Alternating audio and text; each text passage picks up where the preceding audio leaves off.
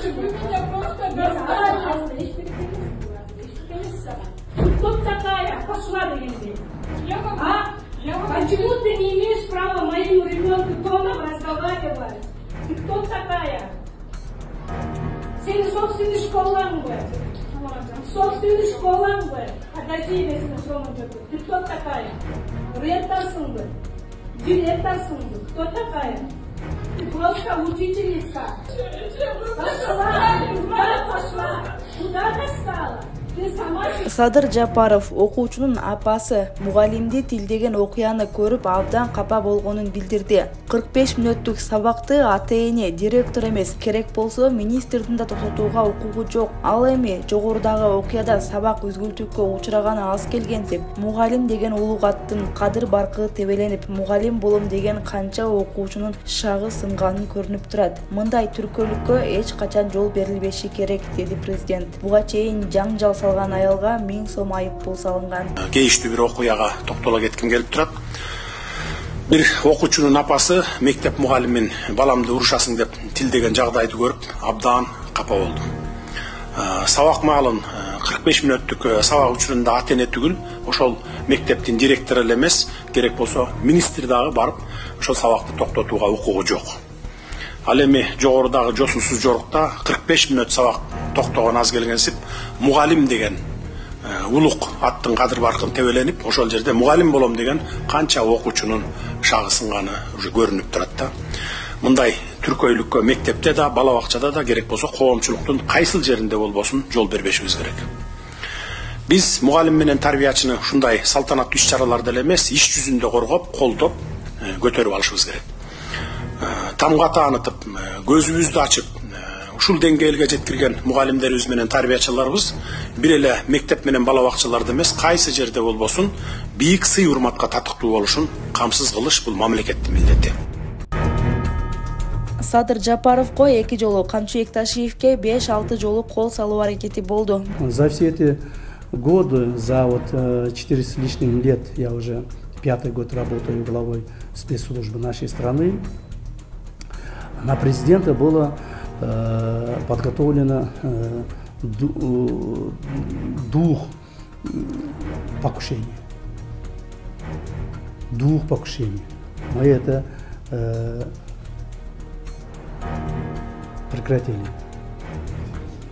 то есть пресекли. Президенту было подготовлено 2 покушений, мы это пресекли. А по отношению ко мне было подготовлено несколько, 5 или 6 покушений. Даже готовились тоннели, чтобы взорвать мою дорогу, где я буду проезжать. Они разными путями хотели меня уничтожить. Но бдительность наших сотрудников, работа спецслужб, милиции не дало им осуществить их план. И до сих пор продолжается. Планы покушения на меня, и выделение финансовых средств, крупных финансовых средств. Поэтому, как говорится, война или борьба, можно так сказать, борьбу можно сказать прямо, войну можно сказать в кавычках, она продолжается с этими людьми. И по поручению нашего уважаемого президента это дело мы доведем до конца. Наша страна станет свободной, законопослушной, развивающейся, демократичной страной. Мы никогда сзади или позади других стран не останемся. Конечно, нам очень не только мешает, нам препятствует осуществлению нашей мечты в нашей стране. Какие-то продвижения уже имеются по развитию экономики, социальной структуры, инфраструктуры и все другое. Но этого мало. Это только начало.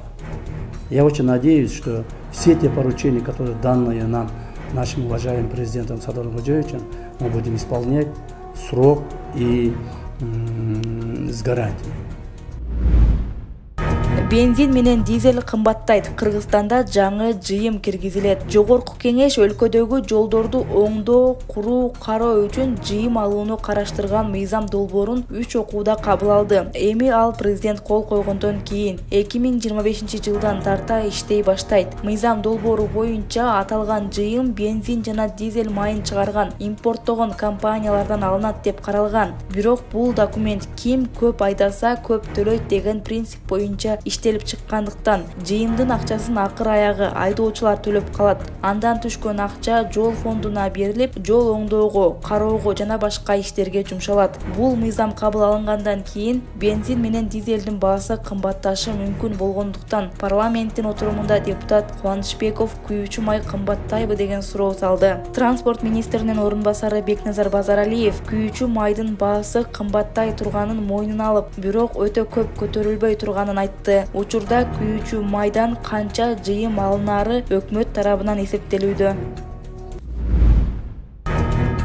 Депутат семент кымбаттап кеткенин айтты. Жогорку кеңештин депутаты Жеңишбек Токторбаев парламенттин 20-ноябрдагы жыйынында сементтин баасы кымбаттап кеткенин айтты. Депутат бул тууралуу өзүнүн дарегине курулуш компанияларынан элден кайрылуу келип жатканын белгиледи. Ал өкмөткө кайрылып семент алып келүүгө киргизилген мораторийди жокко чыгарууну же бааларды жөнгө салууну өтүндү. Мурда сементтин баасы 4 сом 20 тыйындан 5 сомго чейин болчу. Азыр 7 сом 20-30 тыйынга чыгып жатат. Мунун себеби эмнеде? Ушул жылдын 20-июлунда министрлер кабинети тарабынан Кыргызстанга сырттан семент ташып келүүгө мораторий киргизилген. Ошондон кийин баалар өстү. Сементсиз бир дагы курулуш бүтпөйт. Маанилүү товар. Ошондуктан буга чейин киргизилген мораторий алынсын же баалар арзандатылсын, деди Жеңишбек Токторбаев.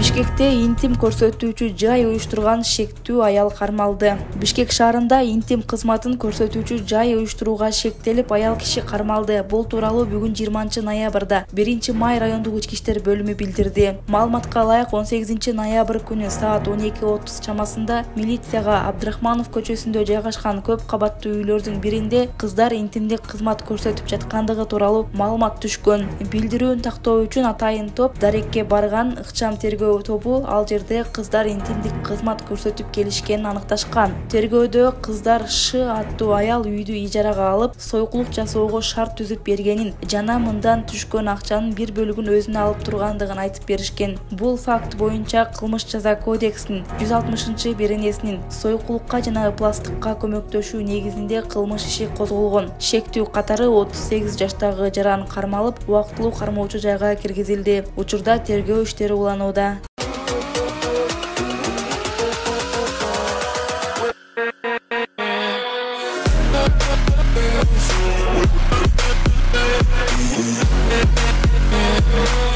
With